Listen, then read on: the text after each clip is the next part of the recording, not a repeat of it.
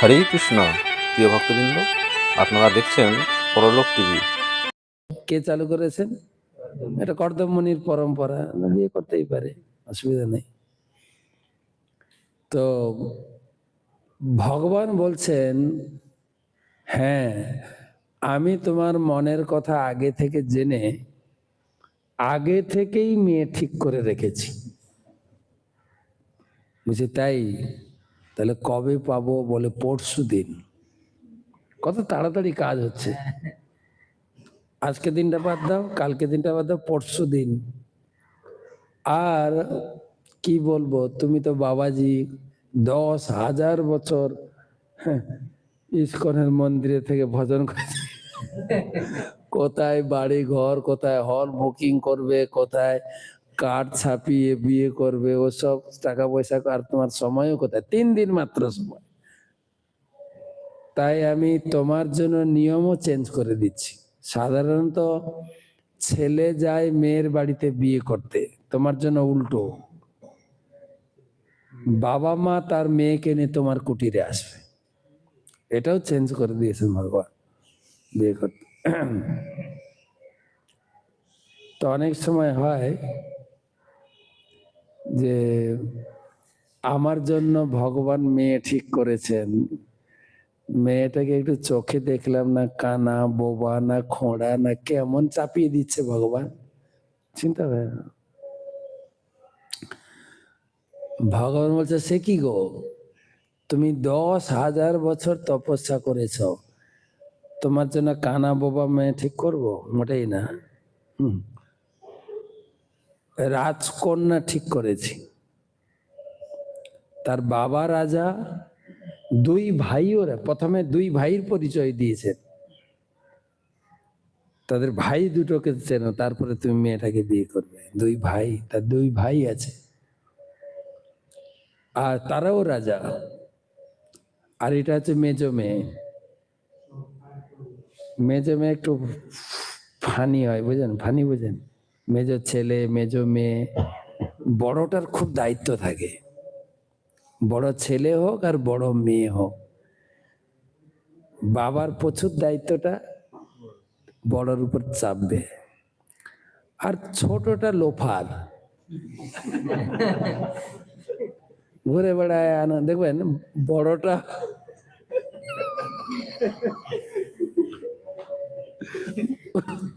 বড়টা বাবার প্রিয়, ছোটটা মার প্রিয়, মাঝখানটা কারোর না, তাই ভগবানের প্রিয়। আমারও হয়েছে তাই, বড় আছে ছোট আছি, মাঝখানটা ভগবানের কাছে চলে এসে। আপনিও? মেজোটাকে কেউ ভালোবাসে না, তাই মেজো মেয়ে আর সুন্দরী, বিশ্ব সুন্দরী না, ব্রহ্মাণ্ড সুন্দরী। কেন তুমি 10,000 বছর তপস্যা করেছ, সাধারণ মেয়ে ঠিক করব? আচ্ছা, এটাকে মিলিয়ে ইস্কনেও দেখেন, 5-7 বছর যদি কেউ ব্রহ্মচারী থাকে, নিশ্চয়ই মেম সাহেব জুটবেই।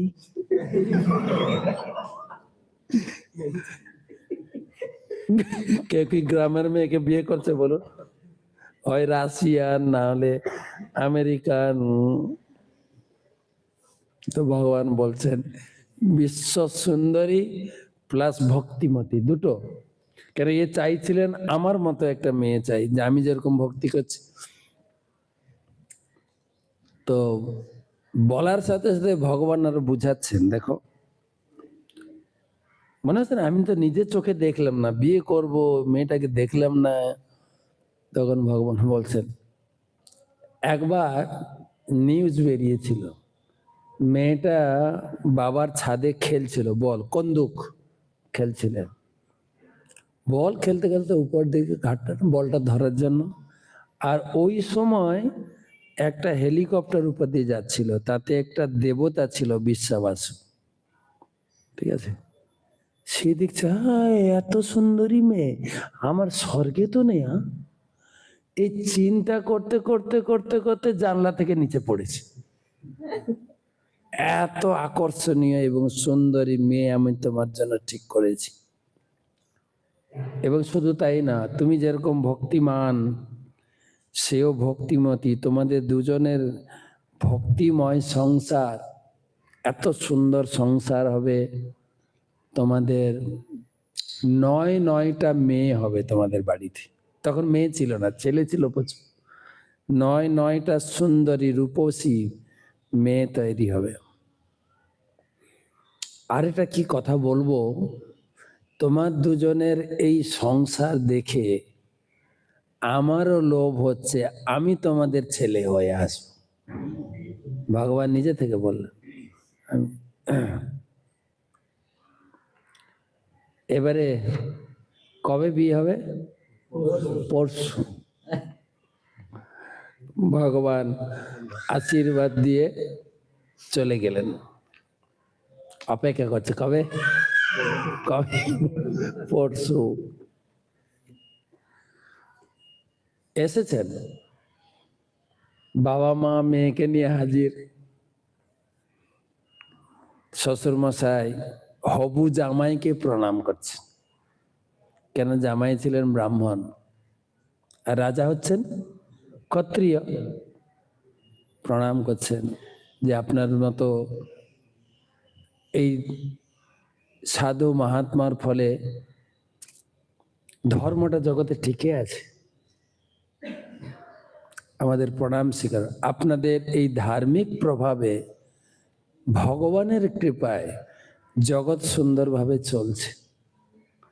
ধর্মপ্রাণ ব্যক্তিরা যদি ধর্ম করে ভগবান সন্তুষ্ট হয়, ভগবান তার কৃপায় জগতের যা প্রয়োজন তা পূরণ করেন। সময় মতো বৃষ্টি হয়, ঋতু পরিবর্তন হয়, ফল ফুল, এসব কিছু শুরু হচ্ছে ধর্ম থেকে।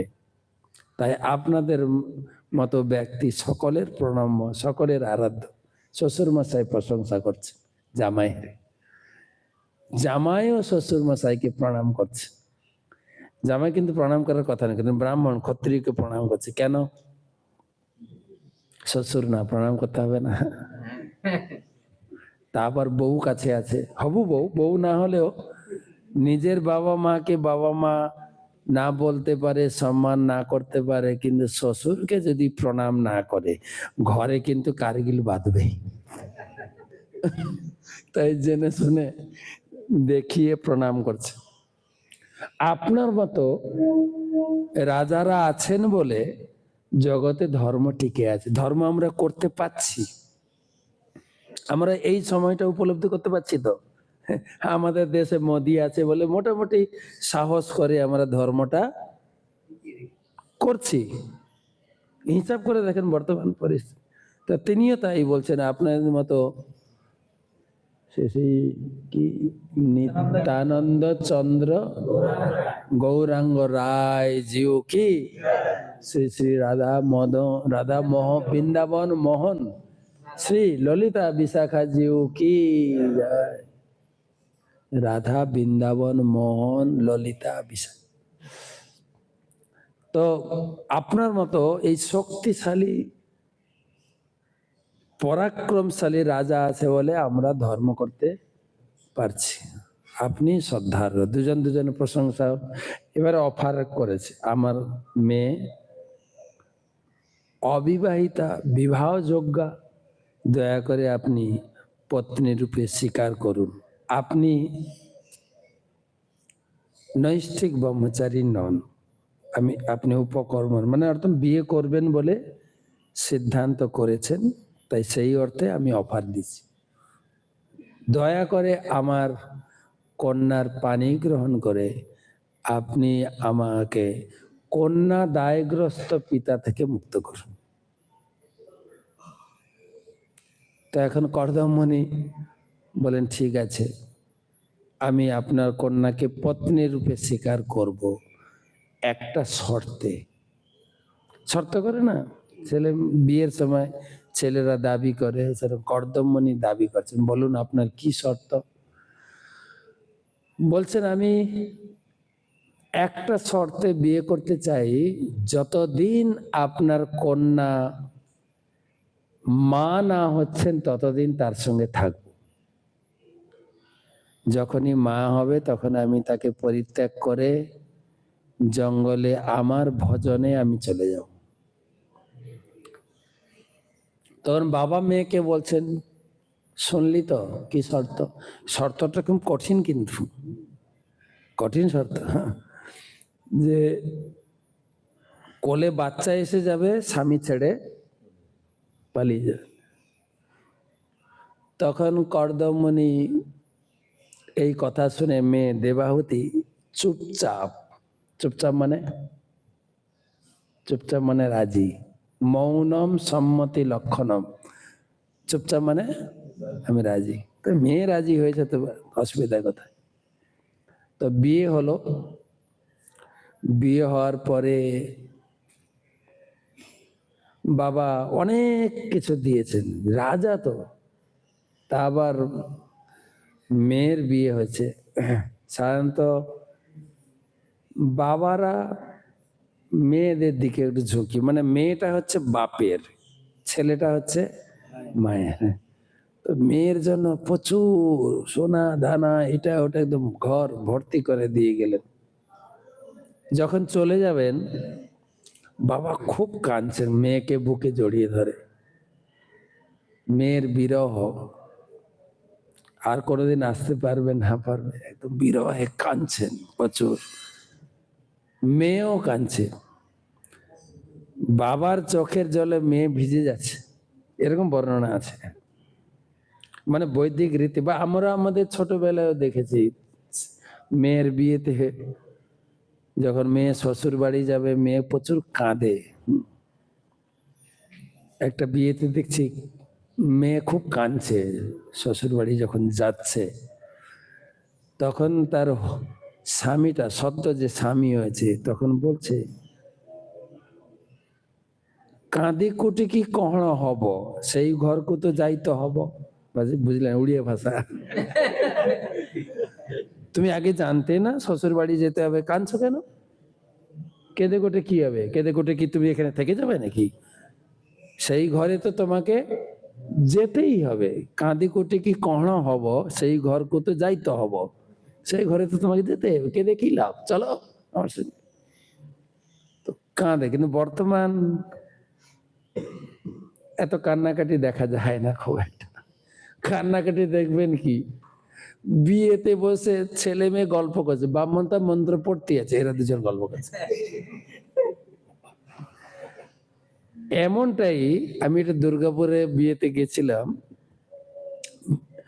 তো আমি বউ ভাতে গেছে, বিয়েতে যেতে পারিনি, রিসেপশনে গেছি। তো রিসেপশনটা সাধারণত ছেলের বাড়িতে, মেয়ের বাড়িতে বিয়ে হয়েছে, বিয়ে হয়েছে রাজাপুরে। তো রিসেপশনে গেছি, তো টিভি লাগিয়েছে, স্ক্রিন লাগিয়ে চলছে। কি চলছে জানেন? যে ছেলে মেয়ে নাচছে, হরিনাম সংকীর্তন হচ্ছে, আর ছেলে মেয়ে। আমি এটা আবার কোথাকার সিন, এটা কি আগের না পরের? বলছে না, কালকে বিয়ে হলো তো নাচছে। আমি তাই নাকি? এটা আমি নতুন দেখছি, এই নাচানাচিটা। এটা ইসকন শিখিয়েছে নাকি? বিয়েতে নাচানাচি করে, বিয়েতে মেয়েরা কাঁদে, একটা সুন্দর পরিবেশ থাকে, আর কান্নাটাও শুভ।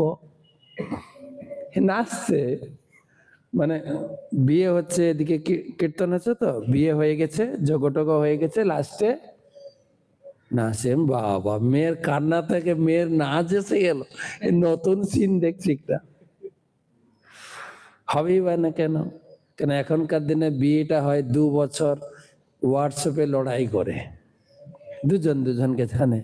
একটা মেয়ে কালকেও বলছিল, একটা মেয়ে বিয়ে হচ্ছে, তো ছোট থেকে আমাদের ভক্ত বাড়ি, তাকে আমি কতবার কোলে করেছি। হ্যাঁ, আমাকে এসে ছোট থেকেই তুমি তুমি করে ডাকে। তো আমাকে ফোন করে বলছে, জানো মহারাজ, আমার না বিয়ে ঠিক হয়ে গেছে। আমি বলছি, ভালো না? ভালো না? আমি বলছি, কি কি বলতে চাইছিস?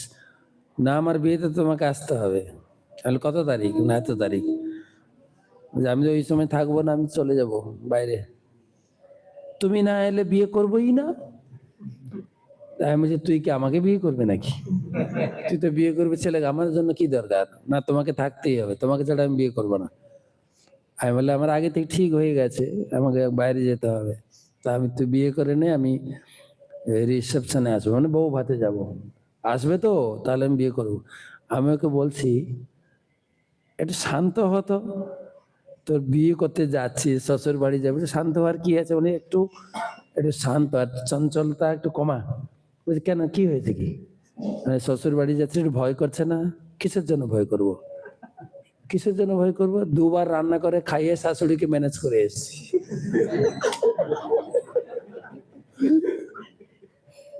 ওই মেয়ে কাঁদবে?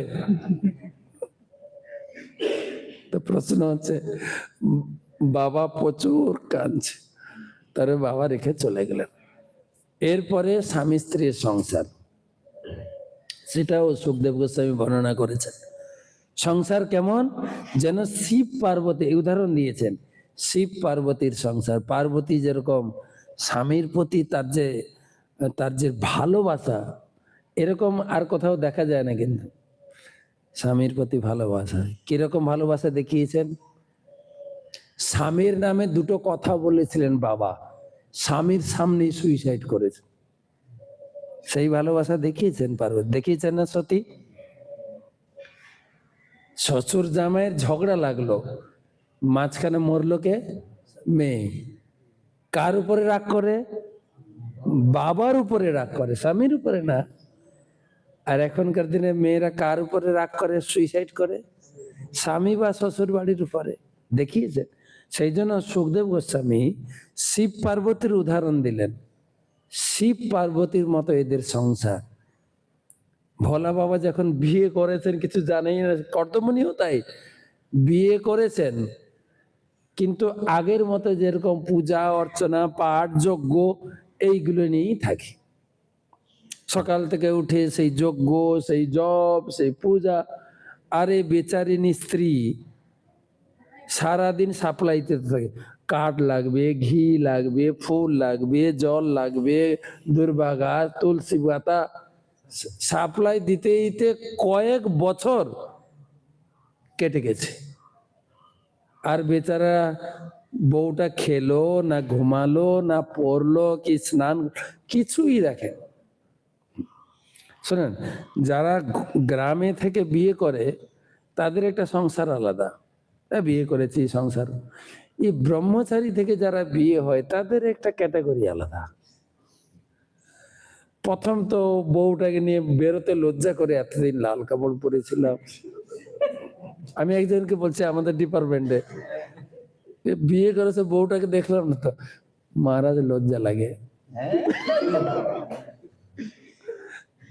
তারপরে শিখেছে যে গৃহস্থরাও ব্রহ্মচারী, হয়তো মাসে একবার মিলিত হবে, সেই রকম তুমি আমার সঙ্গে মিশবে না, একটু আলাদা থাকো তো।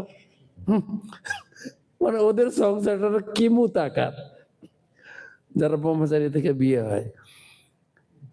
কেননা এটা আচার্যগণ একটা কথা বলেছেন, খুব কঠিন কথা।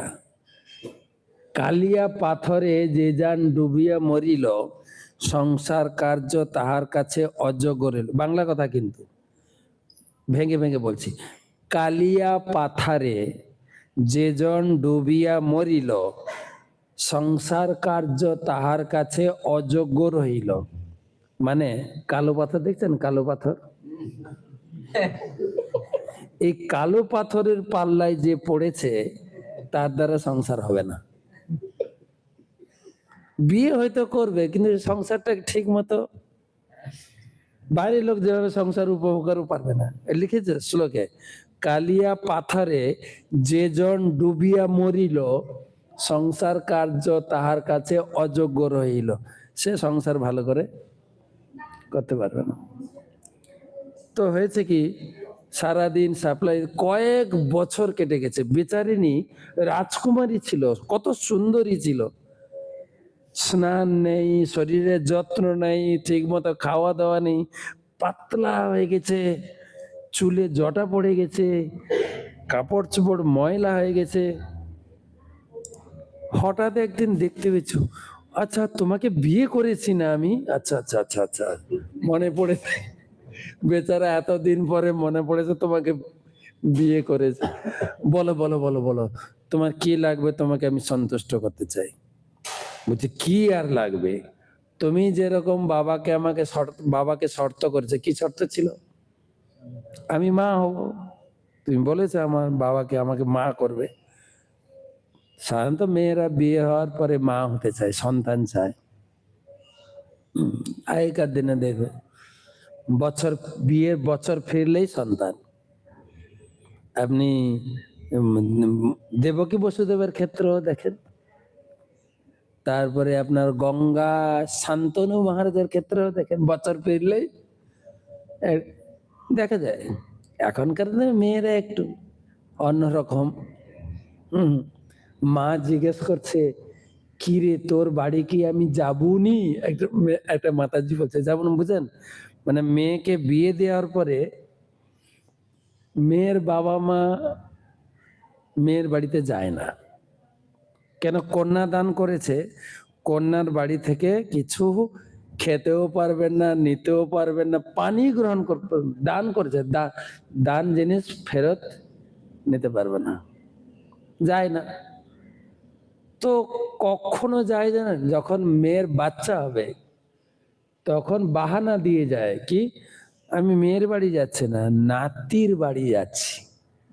ঠিক আছে, তো সেইটা মেয়ের মা অপেক্ষা করছে যে কবে একটা নাতি নাতনি হবে তখন তোর বাড়ি যাব। সেটা ঘুরিয়ে বলছে কি রে তোর বাড়ি কি আমি যাব না, মানে তুই কি বাচ্চা নিবি না? হ্যাঁ এখন না, পরে আর একটু দাঁড়িয়ে নি, আর একটু সংসারটাকে খাড়া করে নি, বলে না। 1 বছর 2 বছর 3 বছর 4 বছর, লাস্টে দেখা গেল সন্তান আর আসছেই না। হচ্ছে তো তাই সংসারে। কিন্তু চাইছে আমি মা হব, তখন কর্দমণি বলছে ঠিক আছে রেডি হয়ে যাও, আমি তোমাকে মাতৃত্ব পদ প্রদান করব। বলছে না, না মানে, মানে আমাদের দুজনের যা সংসারের অবস্থা, এতে আর সন্তান আসবে না। তুমি একটা সাধু বাবা সাত্ত্বিক পূজা পাঠ নিয়ে থাকো, আর আমি দেখো কিরকম পাতলা রোগা হয়ে গেছে, এতে বাচ্চা আসবে নাকি? বাচ্চা আসতে গেলে কাম ভাব লাগবে, রজগুণ লাগবে, আমার শরীরটা একটু তরতাজা করে দাও, আগে যেরকম ছিলাম, আমাকে দেখে তোমার আকর্ষণ জাগবে, সেখান থেকে সন্তান আসবে। তখন কর্দমণি বলছে ঠিক আছে বিউটি পার্লারে চলো। কিন্তু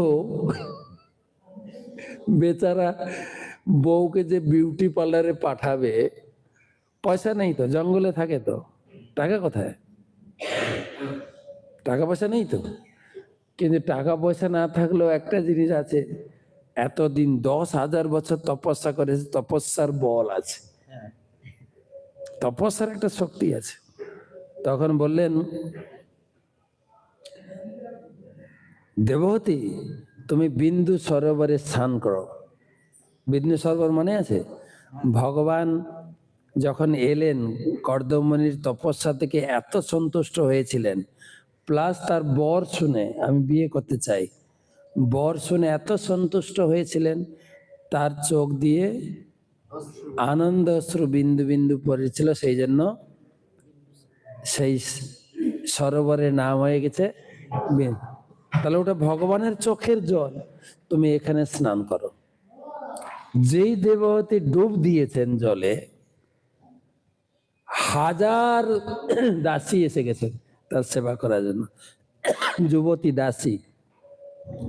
কেউ তার জটা খুলছেন, কেউ তাকে কি বলা যায় তেল সাবান মাখিয়ে, তেল সাবান তো আগে ছিল, এখন বলবেন শ্যাম্পু মাখিয়ে তাকে তরতাজা করেছেন।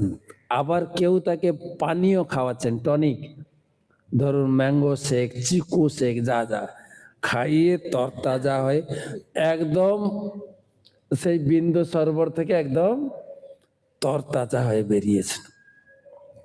এবারে একটু হ্যানিমুন করতে হবে, তাহলে বিয়ের পর হ্যানিমুন করতে যায় না। কিন্তু হ্যানিমুন করতে যাবেন, বেচারা টাকা নেই তো, যে ফ্লাইট বুকিং করবে, কি ট্রেন বুকিং করবে, কোথায় হোটেল বুকিং করবে, আমি আগে বলেছি, কিন্তু টাকা নেই, কি আছে? যোগের পাওয়ার আছে, যোগের শক্তি আছে, তপস্যার বল আছে। সেখান থেকে 7 তলা একটা বিমান বানিয়ে দিলেন। আমাদের বিমান 1 তলা। এই বিল্ডিংটা কত? 2 তলা 3 তলা নিচে আছে, এটা আর উপরে নাকি? আর ওটা ছিল 7 তলা একটা বিমান বানিয়েছে।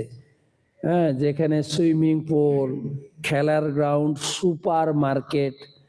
কেন? স্ত্রীদের একটা মার্কেট সঙ্গে থাকতেই হয়, যখন যেটা চাই দিতে হয়। এ পুরো আমোদ প্রমোদের ভরপুর ব্যবস্থা। সঙ্গে সঙ্গে মানে দেবাবতী অবাক হয়ে যায়, বলে অবাক হয়ে তাকাচ্ছ কি?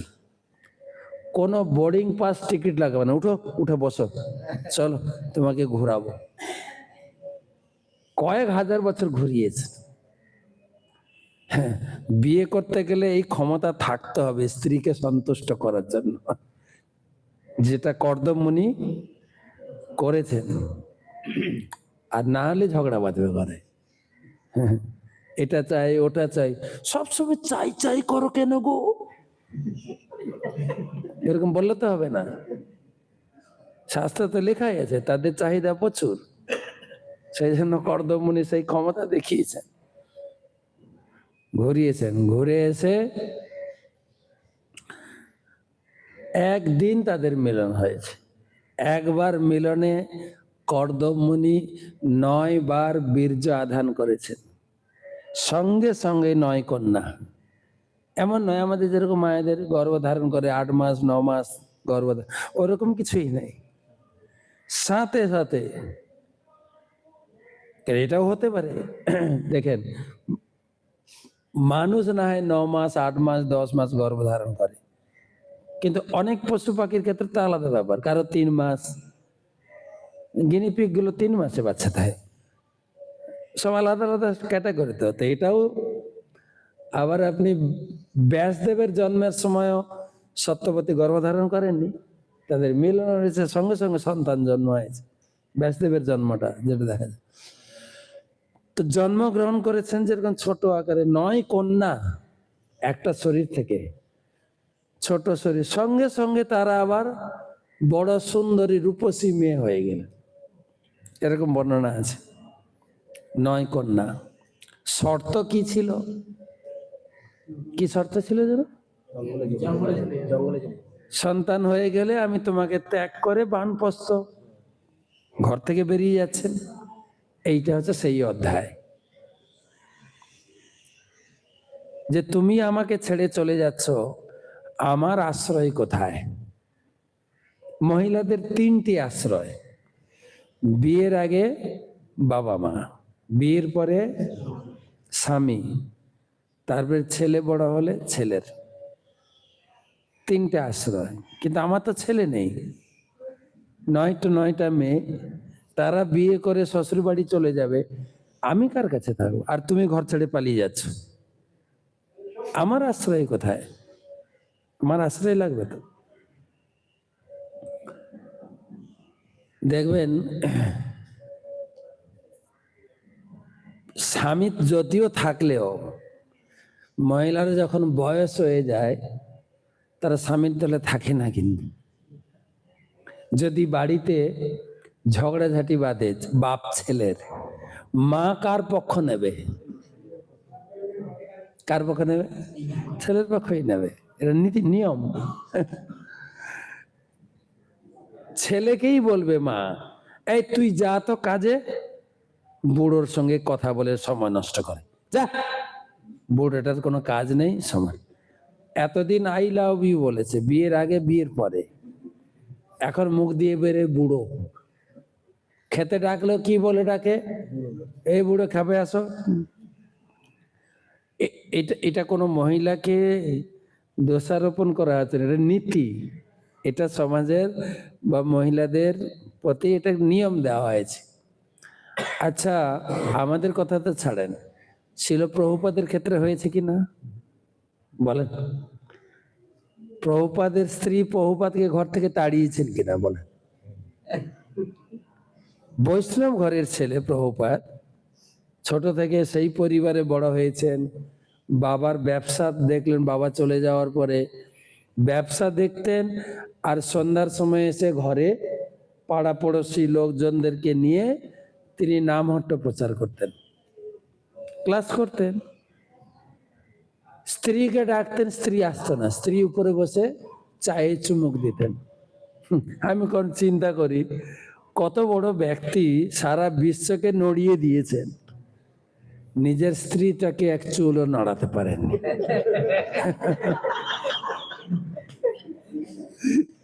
দজ্জাল বুড়ি ছিল বাবা।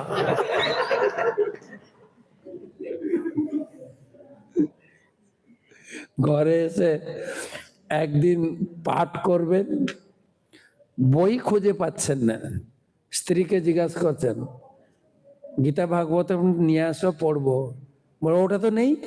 নেই মানে? বিক্রি করে দিয়েছি। কেন? চা কেনার পয়সা ছিল না। কতটা আঘাত লাগবে দেখেন, কতটা আঘাত লাগবে। তখন প্রভুপাদ বলেন আর ব্যালেন্স করে থাকা যায় না, এটা নির্ণয় করতে হবে, চা চাও না আমাকে যা, টি অর মি।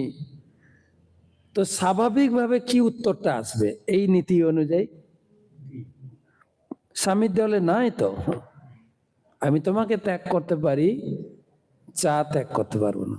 এই একই নীতি কাজ করেছে কিনা দেখেন প্রভুপাদের গৃহে। আপনি হয়তো বলতে পারেন না আমার স্ত্রীটা এরকম না, আরে দূর, প্রভুপাদের ক্ষেত্রে তো প্রভুপাদ ঘর ত্যাগ করে বৃন্দাবনে 2 বছর তপস্যা করলেন। তারপরে তার গুরুদেব এসে স্বপ্ন দিল, আরে তোমাকে আমি শুরুতে বলেছি সন্ন্যাস গ্রহণ করে বিদেশে গিয়ে প্রচার করো, আর তুমি এখন এখানে অপেক্ষা করছো। সন্ন্যাস গ্রহণ করে তিনি বিদেশে গেলেন। 1 বছর কঠোর সংগ্রাম করেছেন ইসকনকে প্রতিষ্ঠা করার জন্য। আমাদের সমস্ত ভক্তদের ছিল প্রভুপাদের লীলামৃত তো আমরা পাইনি, অনুবাদ এখনো হয়নি বাংলায়। কমপক্ষে প্রভুপাদের জীবনী যেটা আছে 1 খণ্ডে ছোট, বারে বারে পড়বে, ওই একক সংগ্রামটা পড়বেন। প্রভুপাদ এখন তো ইসকন হয়ে গেছে, আমরা এখানে বসে পাঠ শুনছি, একদম নিশ্চিত যে 9টার সময় প্রসাদ পাবো, সে নিশ্চিত। কিন্তু যার জন্য তো এখানে বসে, নাহলে চিন্তা হতো রান্নাটা করছে তো, কিন্তু আমার না কিচেন বিভাগ আলাদা আছে, ওরা ওদের কাজ করছে। কিন্তু প্রভুপাদের জীবনে তিনি যে প্রচার করেছেন, তার যে এগুলো বারে বারে পড়লে আমার ভিতটা শক্ত হবে। তিনি নিজেই রান্না করতেন, যে সানডে প্রোগ্রাম হতো নিজেই আগে থেকে রান্না করতেন, রান্না করে দেওয়ার পরে নিজেই আসন বিছাতেন, এবারে লোক আসার সময় হয়ে গেছে আসবে, লোকে বসতো, নিজেই কীর্তন করতেন, ক্লাস দিতেন, ক্লাস দেওয়ার পরে সবাই উঠতো, নিজে মাদুর গুছিয়ে প্রসাদের আসন বিছাতেন, সবাইকে থালা দিতেন, তারপরে নিজে পরিবেশন করতেন, সবাই খেয়ে চলে যেত, নিজে থালা বাসন ধুতেন। তারপরে তো এগুলো তো স্বাভাবিক ব্যাপার। তারপরে তার নিজের লগই টাইপরাইটার চুরি করে, যাকে দীক্ষা দেবেন বলে রেডি হচ্ছেন, সেই নিয়ে পালিয়ে গেলেন। ঘর থেকে প্রভুপাদকে বের করে দিলেন, রাস্তায় খুঁজে পাচ্ছে কোথায় থাকবো। এক বছর সংগ্রাম করে শেষে তিনি ইসকন প্রতিষ্ঠা করলেন আমেরিকায়। ধীরে ধীরে দেশ বিদেশ প্রচার বাড়তে থাকলো, ইন্ডিয়াও প্রচার হলো, আজকে বলতে পারেন একাচক্রেও প্রচার হয়েছে। যার ফলে এই প্রচার হয়েছে বলে আমরা একে অপরের সঙ্গে দেখা হচ্ছে, নাহলে কেউ কাউকে চিনতাম না। তো আপনিও আমাকে চিনতেন না, আমি আপনাকে চিনতাম। এটা কার কৃপায়? জোরে না, মোটেই না, প্রভুপাদের স্ত্রীর কৃপায়। ঠিক কিনা বলেন? প্রভুপাদের স্ত্রী যদি প্রভুপাদের সঙ্গে বসে বুড়ো বুড়ি নাম জপ করতেন, এখনকার যেরকম ভক্তরা করছে, হ্যাঁ, যে স্বামী স্ত্রী তো ভক্ত, দুজনেই করি। হ্যাঁ, প্রভুপাদ কি ঘর থেকে বেরোতেন না? ইস্কন হতো না, একাচক্র মন্দির হতো না, আমাদের সঙ্গে দেখা হতো? তার স্ত্রী ধাক্কা মেরে বের করেছেন বাড়ি থেকে, যার ফলে আমাদের সেই সুযোগ হয়েছে ভক্তি করার, ভক্ত হওয়ার। কার কৃপায়? পবিত্র কি নাম? রাধা রানী। হ্যাঁ, ঠাকুমা রাধা রানী কি দজ্জাল বুড়ি হলে ও কাজ করেছে। তো দেবাবতী জিজ্ঞাসা করছেন, তুমি তো চলে যাচ্ছ, আমার আশ্রয় কোথায়? তখন কর্দম মুনির মনে পড়েছে, আরে ভগবান নিজে বলেছেন তোমার ছেলে হয়ে আসবো। দেবতী জানতো না? এ ঘন্টি পড়ে গেছে কিন্তু টানছে, যত ঘন্টি পড়ো কানটা ওদিকে টানবে। ওকে, 5 মিনিট, 5 মিনিট। তো তখন এটা 10টা ঘন্টা পড়লো, খাওয়ার ঘন্টা না তো। হ্যাঁ, 10টা ঘন্টা মারলো মানে 10টা বাজলো না, 9টা ঘন্টা, 9টা পড়লো। তো যেটা বলছিলাম, তো দেবাবতী জানতো না। কে জানতো? কর্দম মুনিকে বলেছেন ভগবান। দেবাবতী জানতো যে তোমার ছেলে কি ভগবান স্বয়ং আসবেন তোমার ছেলে হয়ে, তুমি একটু তপস্যা বাড়িয়ে দাও, 16 মালা জপে হবে না, 25 মালা করে দাও, 25 বেশি করে তপস্যা করো, ভগবান আসবেন। ভগবান এলেন সন্তান রূপে। তো এবারে ঘর থেকে বেরিয়ে যাবেন, তো তার আগের ঘটনা। এবারে ব্রহ্মা এসেছেন 14 জন ঋষি নিয়ে ছেলে বৌমার সংসার দেখতে। এসে দেখে কত বড় সংসার, 9টা মেয়ে, একটা ছেলে। খুব খুশি বেচারা। সংসারে অনেক সন্তান হলে শ্বশুর শাশুড়ি খুব খুশি হন, খুব খুশি হন। আর এখন কয়টা? এখন একটা। আর বাচ্চাটাকে নিয়ে বাচ্চার মাই সারাদিন আলু দলার মতো দলে, ওটাকেই ঘুম থেকে উঠায়, ওটাই স্নান করায়, ওটাই কাপড় পরায়, ওটাই মুখে গুজে গুজে খাওয়ায়। কেন? মায়ের আর কোনো কাজ নেই। আর কোনো সন্তান আগে ছিল কি 5-7টা, কোনটা ঘুরছে, কোনটা খেলছে, কোনটা কোলে। এখন কয়টা? একটা। গাই গরু ছিল, জনমজুর খাটতো, এখন কিচ্ছুই নাই। এখন বউর কিচ্ছুই কাজ নেই, ওই একটাকে নিয়ে সারাদিন ঘাটে, যেটা শাশুড়ি পায় না, তাই না? আমি এক জায়গা দেখছি একটা বাচ্চা স্নান করতে ঢুকছে, দিয়ে ভিতর থেকে দরজাটা বন্ধ রাখছে। মা আওয়াজ করছে, দরজা বন্ধ করবি না। বাচ্চা বড় হয়েছে তো, ও বলছে মা লজ্জা লাগে, কিন্তু মা ছাড়ে না। একটা বাড়িতে দেখছি, আমরা নামটা প্রচারে গেছিলাম, তো কথা বলতে বলতে দুপুরে প্রসাদের সমাজে প্রসাদ নিয়েছে, আমরা 3 জন ব্রহ্মচারী ছিলাম। তো ডাইনিং টেবিলে খাচ্ছি, তখন পাশে ওর ছেলে ছিল। ছেলে 2nd ইয়ারে পড়ে, 2nd ইয়ার মানে 20-21 বছর বয়স। মা তার জন্য প্রসাদ নিয়ে এলো, এবার মা বসে ওকে খাওয়াচ্ছে। আমার তো লজ্জা লাগছে, কি রে কেসব, তুই খেতে পারিস না? মা খাওয়াচ্ছে যে। খেতে পারি তো, তাও খাচ্ছিস না কেন? মা খাওয়ায় তো কি করবো, ছাড়ে না, কি করব? তো এই হচ্ছে অবস্থা। কিন্তু তো ব্রহ্মা খুব খুশি হয়েছে। কতজন ঋষি নিয়েছেন? 14 জন। খুব প্রশংসা করেছেন ছেলে বৌমার। তারপরে বলছেন, এই 9 ঋষি আমার 9 নাতনিকে বিয়ে করো তো। যে যার গণবিবাহ, যে যার 9টা বেছে নিলে, বিয়েও হয়ে গেল। কটা ঋষি ছিল? বাকি থাকলো কটা? 5টাকে বলছে, ব্রহ্মচারী, বিয়ে বাড়িতে থাকা যাবে না, চলো আমার সঙ্গে ফেরো। 4 জন চতুর্কুমার আর নারদমণি। ফেরত যাওয়ার সময় নাতির ঘরে ঢুকেছেন। নাতিকে কপিল দেব, নাতিকে প্রণাম করে তিনি ব্রহ্মলোকে 5 জন ঋষিকে ফেরত নিয়ে চলে গেলেন। এবারে বাবা ছেলের ঘরে ঢুকেছে, ছেলেকে প্রণাম করেছেন, পরিক্রমা করেছেন, স্তুতি করেছেন। দিয়ে পারমিশন চাইছেন, আমাকে আশীর্বাদ করুন, অনুমতি দেন, আমি গৃহত্যাগ করে বানপ্রস্থ জীবনে যাব। ছেলে বলছে টাটা বাই, বাবা তুমি যেতে পারো। একটা প্রশ্ন জাগে, ভগবান চলে এসছে ঘরে, ঘর ছেড়ে জঙ্গলে কেন যাচ্ছে? যাবেন এখন, পরে আর যাবেন, এখন পড়েননি, পড়বেন, কেন যাবেন? এখন তো দেখবেন আমাদের ব্রহ্মচারীদের ব্যাপারে আলাদা, কিন্তু গৃহস্থদের দেখা যায় হ্যাঁ, যতদিন মানে ভক্ত হওয়ার পরে যতদিন দীক্ষা না হয় মন্দিরে আসে, পিছনে পিছনে ঘুরে বেড়ায়, প্রভু আমার দীক্ষাটা। আর দীক্ষা হয়ে গেলে গুম,